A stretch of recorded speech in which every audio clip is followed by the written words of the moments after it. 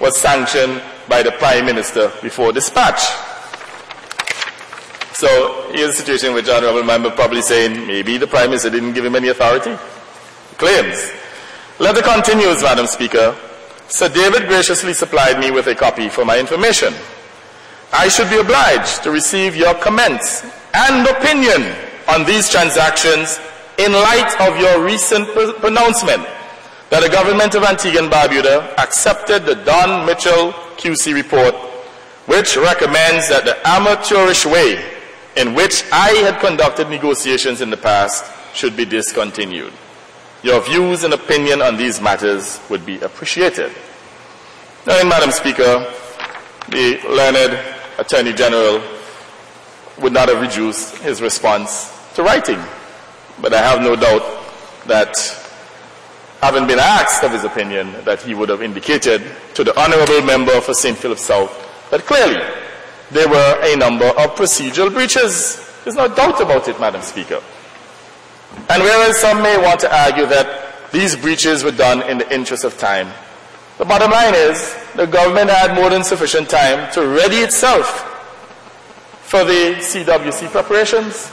Because even as members of the opposition, we came here 2 years before the event and placed questions to the relevant ministers about the country's preparation. So one would have expected that that in itself would have urged the government into some form of action at that time. So for them to have waited last minute and say that they didn't have any time, perhaps to go to tender and so on, so they had to negotiate with C.O. Williams on a bilateral basis, I want to say here that that is certainly unacceptable. And I hope when the members on the other side speak, that the relevant minister or ministers would indicate why is it that we did not have sufficient time to ensure that this particular process went through the normal route of public tendering. And I want to emphasize public tendering in opposed to selected tendering, in which they basically manage the process and give it to the person who they so, or group or firm who they so desire. Anyway, Madam Speaker, I'm sure that you would agree with me that having gotten those correspondences in which the Honourable Member for St. Philip South was extremely concerned, and I wouldn't say what things were said off the record, but the Honourable Member clearly from these letters was very, very concerned about the whole process of awarding the contract to C.O. Williams. Now, as members of the opposition, Madam Speaker, we have a responsibility, a duty to ensure that there's good governance in this country. We have to police the state resources to make sure they're not extorted in any way. In fact, we are the ones who have the primary responsibility to ensure that there are proper checks and balances within the system, ensure that they don't vacuum the treasury. So if the Honourable Member for St. Philip South at that time was so moved, you can imagine, Madam Speaker, on our side, we were even more concerned. Now, Madam Speaker, as I said to you, questions were actually put to various ministers on the other side, and they were conflicting in nature. So we then recognized that there's a problem.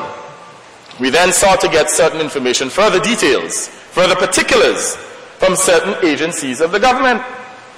We wrote to the Tenders Board, Madam Speaker. I personally wrote to the Tenders Board on 2 occasions.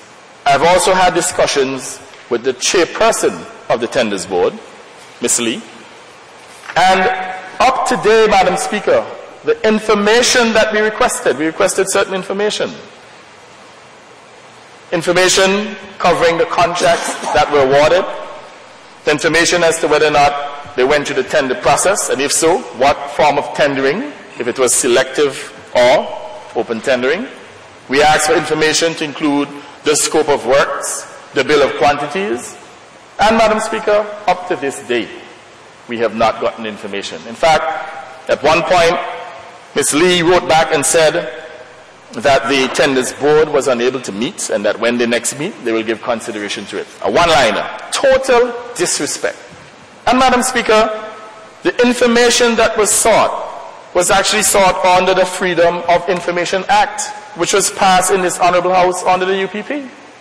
You know, they have bragged time and time again about the trilogy of legislation. But, as they say, the true proof of the pudding is in the eating. But having tested that particular piece of legislation, Madam Speaker, on several occasions, we are not satisfied that there is a proper system in place to provide for the access of information by the public. And that too itself is one of the failings within the system. That is one of the things that this resolution, as you may recognize, Madam Speaker, is asking the government to correct. We also wrote to the LOC, the Local Organizing Committee, and asked for a report as to how the 12 million that was transferred to them, how that was spent. And Madam Speaker, we have not even had an acknowledgement of our request. I met personally with the Freedom of Information Commissioner and sought her intervention because, as you may be aware, Madam Speaker, the Freedom of Information Act mandates that the information be provided within 20 working days. And this request was made since last year, May. There was another request that was made in January of this year. Not only to the two agencies, but also to the Freedom of Information Commissioner, explaining our frustration in getting the necessary information and asking for her intervention. Madam Speaker, after the second occasion in January, when we wrote to her, I personally went to her office. I have to tell you, after 10 she wasn't there. Anyway, I waited. And I met with her, asked for intervention, and she gave me some bogus reason why she can't do it. How there are certain weaknesses in the law. The law is not very specific as to what information can be given. All sorts of nonsense, Madam Speaker. However, I said to her, notwithstanding that, we require you to test the system. Could you kindly write to the various agencies and ask them to provide information? And Madam Speaker, up to this day, nothing has been done. So that when we speak to the governance framework that needs to be in place, this is one of the areas that we're saying that needs to be strengthened in order to have good governance in this country. It is not sufficient to pass a piece of legislation, have it dangling, have a few token officers in place, and at the same time, the particular piece of legislation is not operational in terms of its effect in getting information to the public. And I hope that the Honourable Member for St. John's Rural West is listening, because he's one of the members that love to brag about the trilogy of legislation.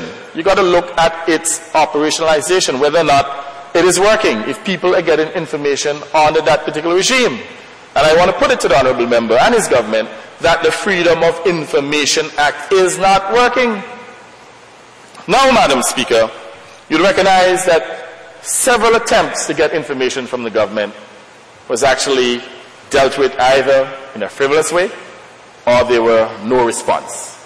Which meant, therefore, we had to elevate the situation. And it got to the stage where we decided to protest.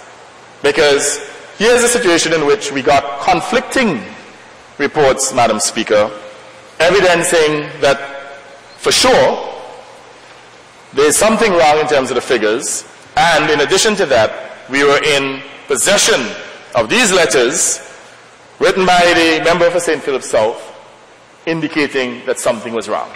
And clearly, we had already established from the onset that there were some procedural breaches. Now, Madam Speaker, having taken to the streets to get the attention of the government, what did they do? They treated us with scant regard. And perhaps they saw it as an exclusively partisan issue.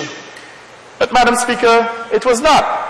In fact, I know at one point an attempt was made to quell the issue. And the Director of Public Works was actually asked to address the issue, Mr. Barry Davis. And he did. But, Madam Speaker, having listened and having read his report, we recognize that it was a cover-up. Because in that very report, the Director of Public Works indicated that he himself was not an integral part of that project. And as I indicated earlier, the Ministry of Public Works was not integrally involved. Yes, they had an engineer by the name of, I don't know if it's Cheyenne,